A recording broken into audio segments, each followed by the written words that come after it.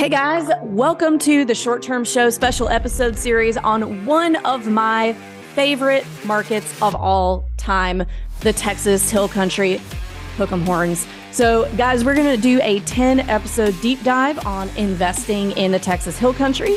And we got 10 episodes here. I just said that, but make sure you hit that subscribe button because we are going to do a quarterly update that you don't want to miss. You guessed it, every quarter.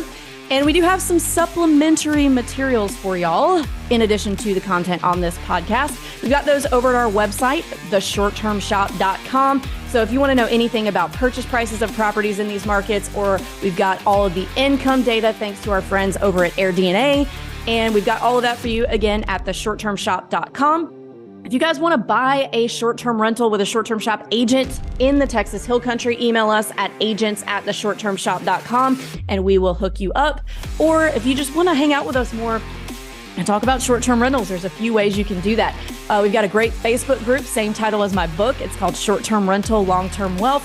Or if you want to talk to us live on Zoom, we have a call every Thursday. You can sign up for at strquestions.com, and we will catch you guys over there. Hook 'em Longhorns.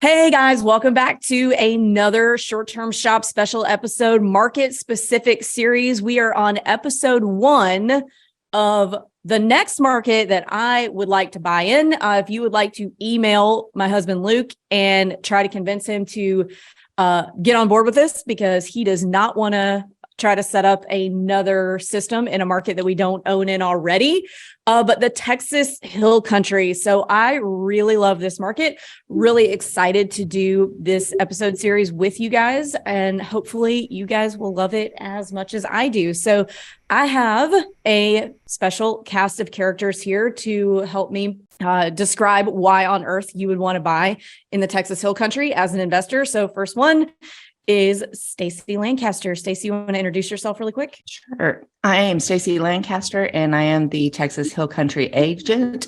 I have lived in the Texas Hill Country for, probably 28 years now, and love it. We visit all the small towns of the Texas Hill Country frequently, and I just love everything about it. We own 3 short-term rentals ourselves, and love hosting. And that's how I became an agent, because I loved Airbnb and teaching other agents so much. Teaching other investors investors so much. Sorry, I need more coffee this morning. All right, next we have Reagan Natho. Reagan, you introduce yourself. Hey, y'all. So I'm actually one of the short-term shop agents in the Smoky Mountains, but I am a native Texan and personally just love the Texas Hill Country. So I'm definitely happy to kind of give my insight as a Texas resident, and why, as Texans, we love to vacation in the whole country. So that's kind of why I'm here. And you're a short-term rental investor as well. Don't forget all that. Yeah. And I don't own any in the Hill Country, but like Avery said, that's definitely a market that is definitely on my radar for the next investment. I'd love to be able to have somewhere to hang out with my family that still lives in Texas, and just have an excuse to go enjoy the beautiful Texas Hill Country. Thanks, Reagan. And last, we have Stephen Gilmer. Stephen, you want to introduce yourself real quick? So my name is Stephen Gilmer. I'm a real estate investor in the Texas Hill Country. Along with some great partners of mine, we own and operate the Container Retreat. We have 2 locations, one on Canyon Lake, which operates 12 tiny homes, and one in High Texas, right in the middle of the 290 Wine Trail. We operate 13 container short-term rentals. I'm a former long-term rental investor, but after listening to a podcast with one Avery Carl, I said, "Hey, I gotta make some changes here," and so we've been doing that for about the last year or so. Awesome. Well, we love long terms around here too, but short terms are much more fun. It's much more fun to shop for properties in the Hill Country or beach houses or lake houses than it is to shop for, like 20 unit apartment buildings in Chattanooga. So it's definitely much more fun to do.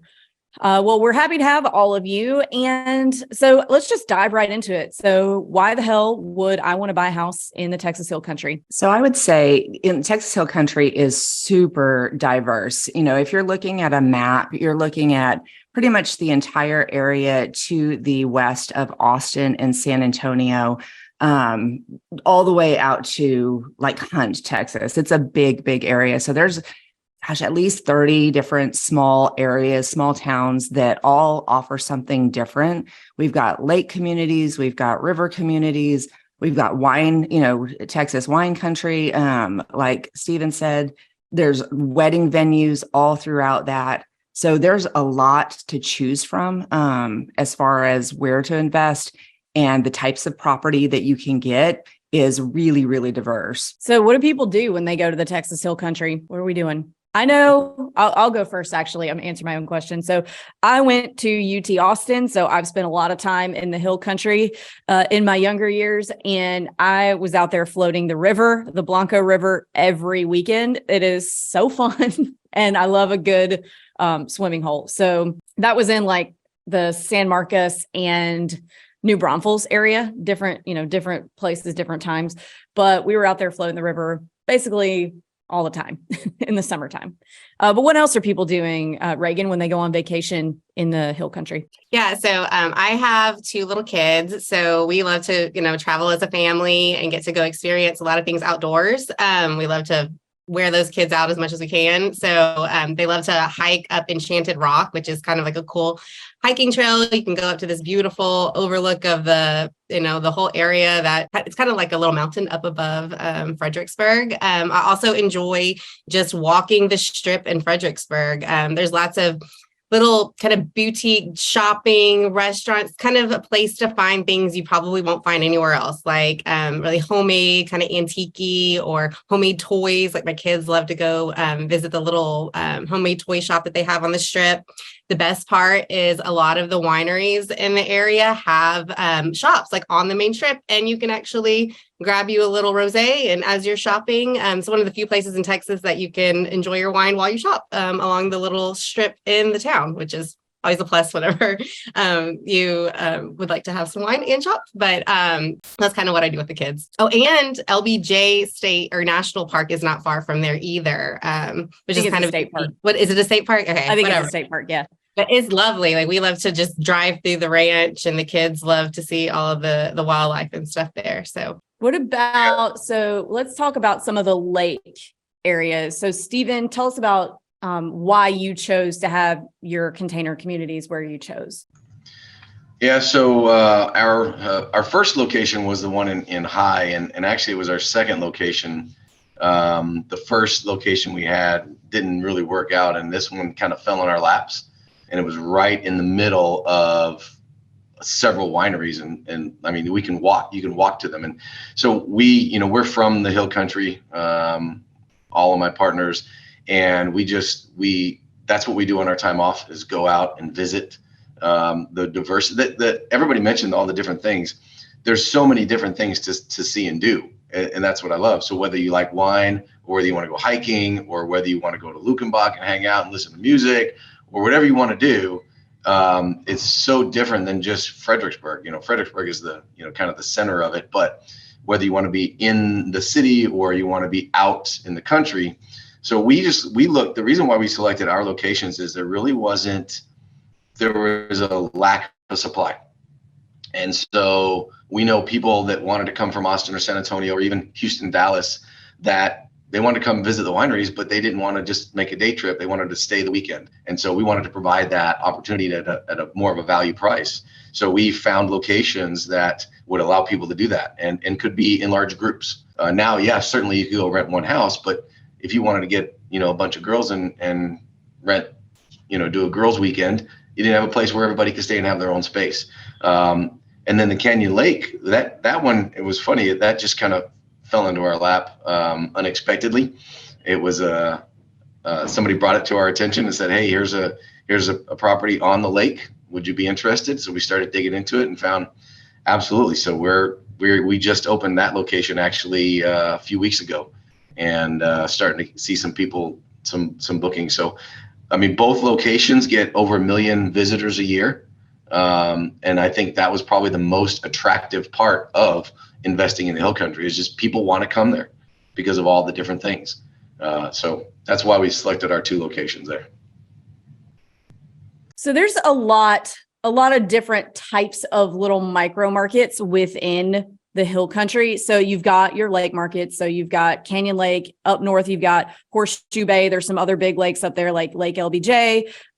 Some of these areas, though, are kind of, I don't want to necessarily call them suburbs because they're a little further out than what I would call a true suburb of San Antonio or Austin, but they are kind of, adjacent to San Antonio and Austin. So you can get out in the country without necessarily being too cut off from, quote, civilization. So you can get into San Antonio or get into Austin relatively easy from some of these areas. And some of them are further out. So I haven't stayed in a short-term rental in Fredericksburg, but I have parked their RV there for a few days. There's a really badass restaurant called Auslander in Fredericksburg. That's like my absolute favorite.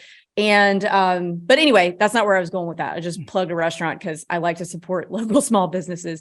So there's also some other areas that are not necessarily that close to Austin or San Antonio. They're not far, but they're still kind of cities. So the city of San Marcos, so it has Texas State University. You can't short-term rent inside. Oh, you went to Texas State? I didn't know that.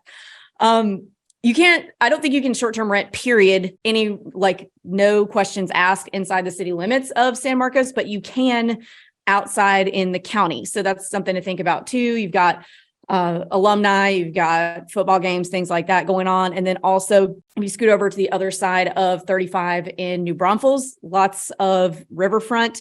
Again, there's not a ton of inventory. You're not going to be able to just get on Zillow and find a bunch of really cool riverfront properties for sale, but you can get riverfront over there, and it's still civilization, not super remote. But Stacey, what else do you have to add to the different areas and what we're looking at here? Yeah, there's a ton of small areas that are close to Austin, like you said, or San Antonio. Up around Austin, you've also got Dripping Springs and Wimberley.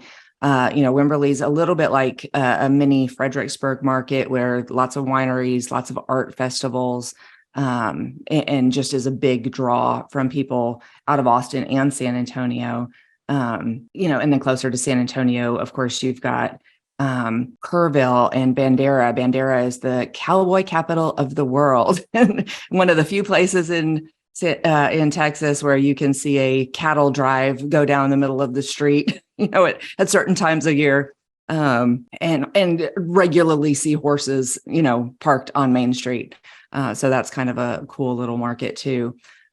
So yeah, there's a ton, and they all offer a little bit something different. You've got your wine country, you've got your, lake and water markets like New Braunfels and San Marcos.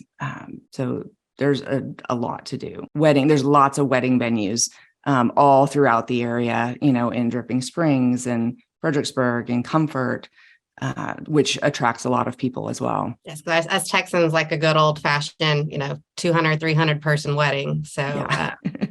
In a beautiful old barn. Yeah. Mm-hmm. So in college, I bartended for an events company, like a catering company.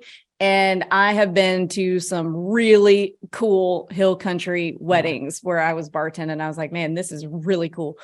Lots of live oak trees, which for those of you who don't know what live oak is, they're those oak trees that are really windy and bendy. They're not just straight up and down, and they look so cool. They have them on the Gulf Coast too, but I don't know where all they actually have them, but I really only ever remember seeing them in the hill country and on the Gulf Coast.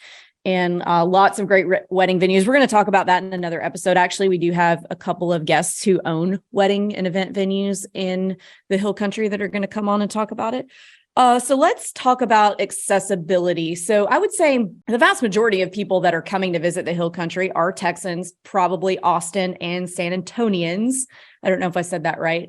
But there are 2 airports where you can access the hill country pretty easily. You can fly into Austin or you can fly into San Antonio to get to different parts, depending on if you're going to the northern part of the hill country or the southern part. Anything else y'all want to add about accessibility or how to get there or, where people are coming from. I think that Stephen had a lot of great points whenever he was explaining kind of like why they chose where they bought. The drivability to these markets is, all of our kind of really big vacation markets, the fact that they are drivable too makes them so popular and so easy to vacation to. So I think, you said San Antonio and Austin. My parents actually live like, south of Houston, and they still go, multiple times a year. So, a 4-hour drive through beautiful country. I think that makes those markets really easy to access by native Texans. Anybody have anything else to add to that? Is anybody coming from, and this might be a question for Stephen, people coming from West Texas over, or is it mostly East Texas folks who are coming into the Hill Country to visit? Yeah, we've actually seen a little bit of folks coming from West Texas. I actually grew up a little bit out there in far, far West Texas. So a few. There's just, not as many people out there, obviously. And so the percentage of folks that you're going to get from out there. But we've seen some folks from Midland and Odessa that have come into the Hill Country because, again, it's just a few hour drive to come into area. We do see quite a few folks from the Houston and the Dallas-Fort Worth Metroplex because it's a quick, easy weekend getaway. It's enough to where they can get there easily, but they want to stay a couple of nights. So for us, it actually works out really well. Yeah, and Houston is, I think, it might have just passed Chicago as the third biggest. I know it was very definitely the fourth biggest city in the country. It might be the third now. So Houston is no joke. And then I think Austin is like top 10 now too, which hurts my heart because it used to be so cool. And now it's like not cool anymore. That it's like this tech hub, but we're not here to talk about what Austin used to be back in my day. I do love West Texas too, though. A lot of people like to talk shit about West Texas because there's nothing there, but there's some cool little towns like Alpine is cool, and Marfa is the biggest catfish in the entire world. But yeah, Stephen, you like Alpine? Alpine's my town. It's where I graduated high school. Love Alpine. Oh yeah, I thought it was so cute, and I do love like a deserty landscape, but I thought Marfa was a complete shithole, and I was catfished. Yeah. We all agree with that. Yeah. Like 2 or 3 hipster bloggers wrote about it and it totally caught on. And then we drove through there in the motorhome actually. And we we're like, what? Like, is Marfa underground? Are there people living underground where the cool stuff is? Like, what is this? It was just kind of gross. Anyway. All right. So what else? So if we're going to buy in the Hill Country, so what are we typically looking for? Are there areas that are more expensive, areas that are more affordable? So people who might be on a budget, but know they want to buy, because I think a lot of people want to buy close to home, even though they don't have to. A lot of people live in these big cities in Texas. And so they think, well, you know what, maybe I'll buy my first short-term rental in the Hill Country. So what are the areas that are more or less affordable in terms of buying properties here? Yeah. So I would say Fredericksburg is probably one of the highest priced areas. New Braunfels as well. If you're New Braunfels, you can only rent outside of city limits, but very, very hot markets and very popular markets. Fredericksburg, there's definitely still, the market has not softened as much in Fredericksburg as it has in other places. We're definitely seeing things sit a little bit longer, but prices are still higher than most of our markets. But the returns are also really, really good. Canyon Lakes actually are a really affordable market. It's one of the more affordable markets in the Texas Hill Country because Canyon Lake's really kind of unique in that, number one, it spans a couple of different communities.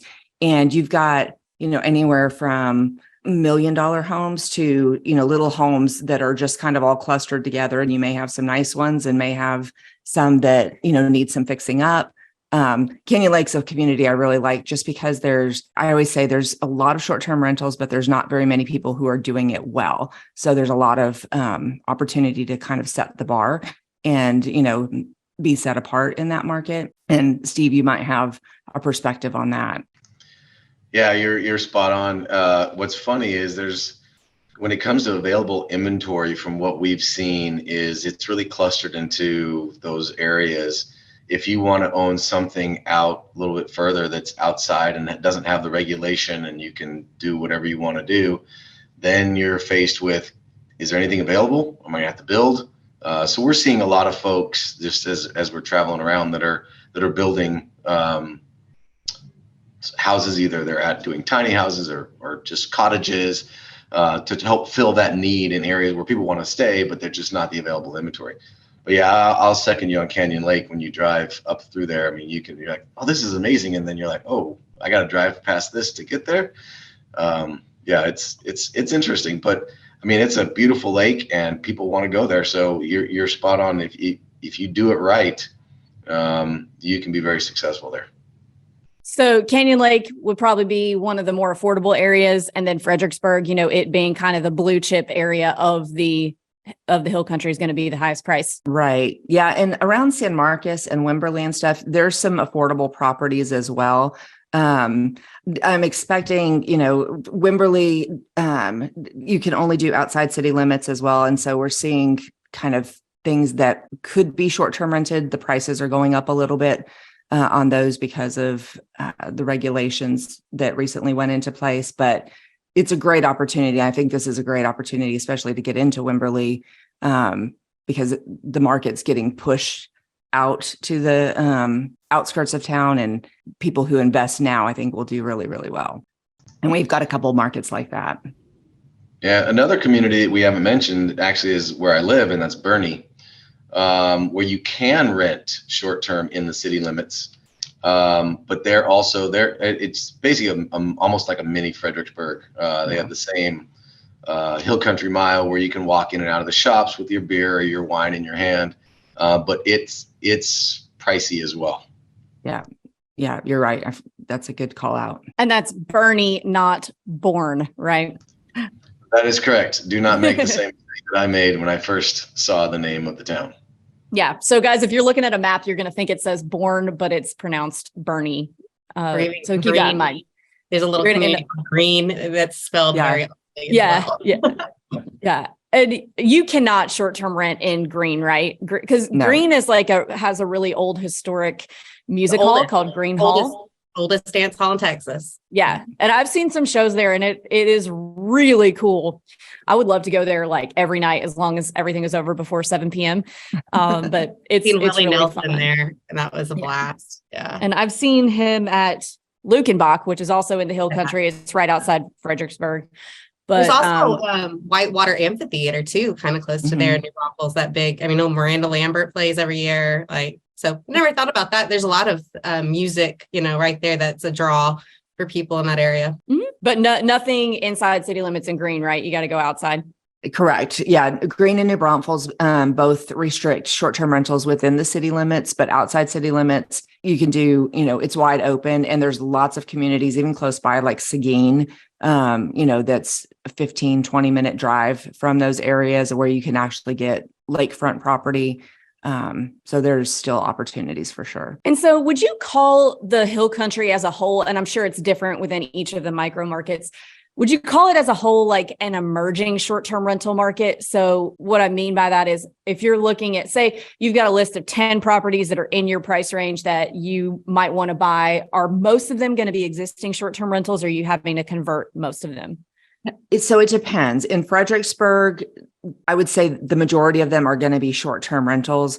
In Canyon Lake, probably about 50-50. And then some of our other markets, they're most likely not going to be short-term rentals. Okay. So this is a market, guys, that if you're buying a little off the beaten path, maybe it's a great property, good deal, that you're probably going to have to furnish it from scratch. So this isn't a market where pretty much everything comes furnished. So keep that in mind when you're running your pro formas and your expenses, that not everything is going to be an existing short-term rental like some of our other markets that we deal with.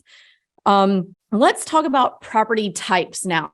So obviously there's single family homes. Are there condos in the hill country, or they don't really exist? Not really. Yeah. There's a few condo complexes in Canyon Lake, but that's really kind of not the norm. Gotcha. So you're looking mostly at single family homes. So Stephen, you've got some unique stays. Are there a lot of those, or are you kind of at the forefront early adopter of unique properties in that market? I wouldn't say there's a lot of them, but there are a few. So there's a handful of us that are in the general area that have focused on this type of either container home or a tiny home or small cottages. There are more popping up where you have groups of them together. And I think that as you go and look at the development that's happening, it's more of that type of property as opposed to just a single family home.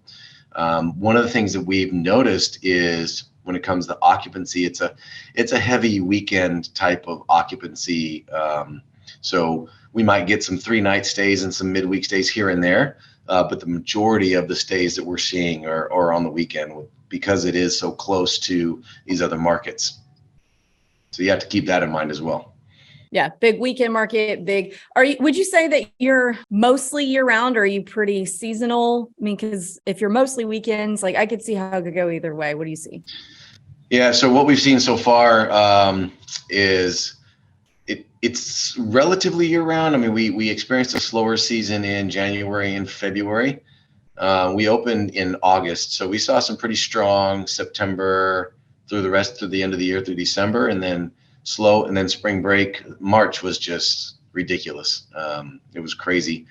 April's been solid, and then I'm not sure what the summer's going to bring, but what I forecast is we're going to see relatively steady traffic throughout the summer. So you don't have any time where it's just completely dead, but you do get a little bit of a break in January and February. You can kind of recoup and get your maintenance done and projects that you want to get done for the upcoming season. Yeah, just like anywhere. And there is an elephant in the room that nobody's mentioned yet about the Hill Country that I thought would have been mentioned, that there is a place that Austinites will drive. I think it's over an hour for some good barbecue in the Hill Country. And there's probably more. This is back in my time of living there, but the Salt Lick. Where is that? Where's the Salt Lick? People need to know this. So Salt Lick, I think it's actually located in Dripping Springs, if I'm not mistaken. Yeah, I was going to say Driftwood, but it's been 10 Oh, years. you're right. You know what? It is Driftwood, which they're right there next to each other. But yeah, it's in Driftwood. There's another one. Well, Reagan was mouthing something. You're right. It's Driftwood. Okay. Texas barbecue, that's kind of like where it's at in the Hill Country, kind of like Bourne, that area. Luling, I don't know. Luling has great barbecue. Yeah, Luling, I don't know if that's technically considered the Hill Country, but I think Black's Barbecue is probably one of the most, like every time there's like a Food Network article about best barbecue in Texas, aside from Franklin and Austin, you're probably looking at Black's and what's the Kreutz's? Am I saying that right? Kreutz or Kreitz. It's Kreitz. And then City Market Barbecue in Luling is also phenomenal. Kreitz doesn't do sauce, and I'm a sauce girl, so gotta have it's kind of deal killer for me. But all right. In terms of, so we talked about property types, what works. Is there any type of property that you would say kind of across the board is not going to work? Like, there are some markets where a condo is never going to work. The condos exist, but it's just not going to work. Some markets like is there a type of property also that works best so let's go the full spectrum. So I would say I can't think of anything that doesn't work. What people are looking for in this market really are, nice, well-decorated, Instagram-worthy, things they can take pictures of and really enjoy staying at. In some communities like Fredericksburg and around New Braunfels, the little cottages, the charming historic cottages do really, really well because that's just very appealing to people. But you can also have a ranch house that does extremely well if it's decorated right and it has the right finishing touches on it. So there's not really anything that doesn't work. There's just some that, kind of work better than others. And that's what I like about this market is you can do different things. It doesn't have to be this one thing works and this is what you have to do. What do you think, Stephen? Well, I think it all depends really on what part of the Hill Country you're focused on. On Canyon Lake, I think you can go with a larger house because you're going to have a lot more families are going to be out there. If you're, in Fredericksburg and then along, 290 going out through Johnson City, you're going to have more couples. So you'd want to focus more on smaller properties where couples can stay. There's some wedding venues out there that could potentially get you some larger groups, but I mean, it just really depends on where you are. You want to make sure that you're investing for the right demographic that's going to be visiting your area, because it can vary dramatically depending upon what part of the hill country you're in. Yeah, and that's a good call out. And Fredericksburg and places like Wimberley, they're huge for girls' trips. So you get, a group of 5 or 6 girls who, just want to go and tour the wineries, go shopping, go to all the boutiques, and they'll split the cost of a property. So the larger properties can do well as well. And they actually stay pretty occupied because of those that demographic of girls trips that like to go out there. Sorry, I was stuck on mute. So what about location? How far west is too far west? How far north? How far south? What's kind of our triangle, our bi triangle in this market? Yeah, so I would say all the way to like the Texas Hill Country, all the way to Kerrville. You can go a little further out than Kerrville. There's some nice areas out there as well. But to Steve's point, they're kind of more emerging markets that they don't have a ton of short-term rentals there now. And so the support systems are not as built out as in some of the more popular markets. But so I would say all the way to Kerrville, if you're looking at a map, and then all the way up to probably about Burnet, Texas, up a little bit northwest of Austin would be where I would be looking for the Texas Hill Country, and then all the way down to Austin and San Antonio. So everything kind of in that, not quite a triangle, but whatever shape that is. So some sort of shape. Yeah. Okay. So does anybody else have anything that maybe we haven't talked about that you feel like we should hit on? Oh, you know what? I have something. So is this a market where it matters how much acreage is with the property? So in other markets that I own in, it doesn't matter because they're just coming like to the beach or the mountains. But I know Texas is a very I'm going to go stay on a ranch vibe. Does that matter? And does it differ in different areas, how much space there is in terms of acreage? I don't necessarily think it matters. I think there's a bonus if you have extra land because there's a room to expand. And typically, depending on the community, but typically if you have land, the options to expand are there. So it's kind of like bonus equity, in my opinion, when you can have some land. You don't have to have it. I don't think it impacts your rentability at all, but it's a bonus. Do you think it does in terms of just privacy? Not necessarily. Like there's a property here in Fredericksburg that does really, really well. And it's just 4 little, like 1-bedroom, they're like tiny homes, and they're all right there together, but they're killing it. They're like at 90%, they're hitting the 90% mark, and because it's a very unique, beautiful experience. But they're not that separated. You can see your neighbors from where they are. So it doesn't really impact the stay if you've got a nice place. Gotcha. So it depends. And I guess one more thing to add to that. So does it matter if it's like out in the actual like country of the hill country or inside of an actual like community, like a neighborhood? That obviously weather allows short-term rentals. But does that, I would imagine in a place like Canyon Lake, it's fine to be in a neighborhood because there's only so much lakefront property, but maybe in some of the other areas, you'd want the privacy factor of not being in an actual community, even if it's like a few tiny homes together. I don't know, maybe Steven, you can speak to that a little bit because you've got your own communities. Yeah. So, what's funny is if you look across the hill country, I would say that the majority of the short-term rentals are not in traditional communities. They're just kind of spread out on unincorporated land. In Canyon Lake, yeah, you're right. You're going to have, little pockets of unincorporated communities, but I don't think it's that important, and I don't think it's a detraction either. I think if you found a great little house in Johnson City, for example, and then it was in the town, as long as it is a good property and you market it well and you take great care of your people, as long as you're going to be relatively close enough to the amenities. I think that's one of the things that I've seen is you got to be at least within driving distance, 15, 20 minutes of restaurants and shops and things like that. So you don't want to be so remote that you can't access that. So I don't know that it really matters. Ours are really close together. I mean, we have ours, like we have pods of 5 and they're just a few feet apart. So I haven't had anybody, I've only had one person say anything about the privacy that they've experienced. So I don't think it's really that big of a deal.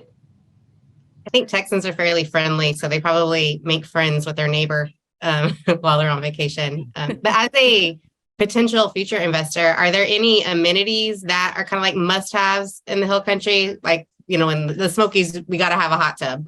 Are there things like that y'all see in the Hill Country? People love their hot tubs in Texas as well, which I don't Even in get. Texas? It's hot. Yeah. Okay. Gross. Yeah, we don't have hot tubs and plan not to. But actually, we do on Canyon Lake. We do have the hot tubs. Again, you want to give the amenities that are going to fit with where you're at. I think fire pits are important. I think you got to have some kind of outdoor gathering area. So for us, for example, we have multiple containers. So we have to have an area where if there's multiple groups of people together, they're not going to be in one container hanging out. There's just not enough room. So you got to have common areas where they have things to do, seating. We have cornhole. We have, some other things, just swings, just to make sure that they have room to be able to get outside. Because that's one of the draws of being in the Hill Country. It's, you got a little bit lower humidity. You got the temperatures are a few degrees cooler than in San Antonio or in Austin. And so you want to encourage them to be outside and spend time together. So you got to have some kind of common area, some type of outdoor space. That's vital to the success, I believe. No matter what you do, whether you have one location or you have one unit or multiple units, you got to have something outside.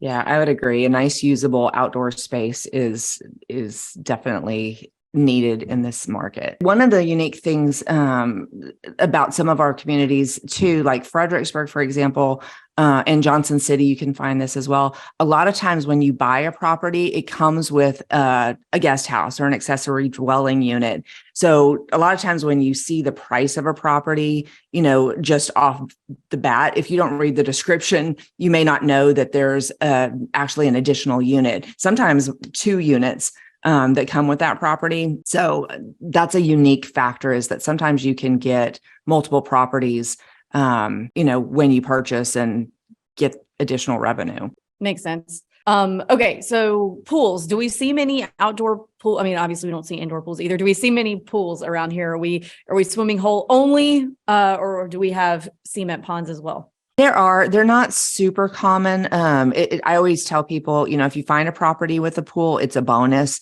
You don't have to have a pool. But having a pool definitely is an attraction. But they're not super common in this market.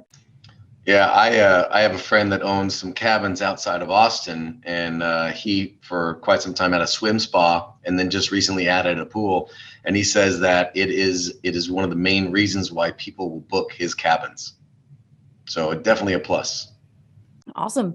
I've seen a few stock tank pools. I don't even want to call them a pool necessarily, but is that a thing? Like, is that a thing that people want and like? Or because I would expect that water would just get really, really warm really fast, like warmer than you want it to be. Do you see a lot of that? Not a lot. It does exist. It's kind of a novelty thing, but yeah, I don't know how they keep them cool. But it does attract people because it looks great in pictures, and it's definitely a novelty thing. Yeah. All right. Well, anybody have anything else that a point they want to make about the Hill Country that maybe we didn't make, that I didn't ask about? Anything extra that you just love about the Hill Country? I want to hear it. So does everyone else. Yeah, I think we've talked about a lot of the really cool things about it. I think probably the one thing that I love and that our partners love is it's that Texas hospitality. No matter where you go, everybody is friendly. They're willing to help you out. And I think that if you're going to go spend a weekend hanging out, or a week, you want to spend time where people are friendly. And I think that's the big draw when you come and you're going in Fredericksburg and you're walking in and out of the shops and you're seeing people on the street. You just enjoy being there because they make you feel welcome. And I think that's one of the biggest draws to the Texas Hill Country for me. And when you live in Texas, I didn't go to University of Texas at Austin. I went to another small school Texas A&M University. But going to that. I lived in Houston for a long time, and the state of Texas is so much more than the cities. And I think you have so much population in the cities that being able to get outside of those cities and see the beautiful spaces, outdoor spaces that Texas has to offer. I think people don't realize until they get out there and they start driving. Oh, wow, this is beautiful. I'm not just stuck in the city, and I can actually get out and breathe. And the thing that will just take your breath away is when you're out there in the middle of it's completely dark and you're looking up at the skies and you can see so many more stars than you ever imagined could be in the sky because of how dark and quiet it is. And it's awe-inspiring. So. And I would say that the festivals, like we can throw a festival like nobody's business, and every community has their own festivals, of different things they do, whether it's Wurst Fest in New Braunfels, the Lavender Festival in Blanco. Like there are hundreds and hundreds of festivals throughout the years that attract a lot of people, and they're just a lot of fun to go to. I like to reiterate, what Steven said. It's, the Texas hospitality is something I mean, Tennessee is probably one of the closest things I could say that is comparable to the way Texans treat you, but it's just nothing, you still miss it. I miss being in Texas. I miss getting to vacation in Texas when I'm not there. And just the people truly are, I can just imagine that it's easy to even like communicating with your cleaners and your contractors and stuff like that, just because of good old fashioned, hospitable Texans. I'm sure it's a little bit easier than you would see in other markets. I do love Texas. And if I should give you guys Luke's email to email bomb him with, hey, let Avery buy something in the Hill Country. But I don't think that will work in my favor. So I'll have to get him on board some other way. Eventually I'll get it done though. But thank you guys so much for coming on. Thank you for your time. Guys, if you want to get started learning more about the Hill Country, maybe you want to talk to Stacy, email us at agents@theshorttermshop.com. We also have open office hours every Thursday on Zoom. You can sign up for those at strquestions.com. Thanks, guys.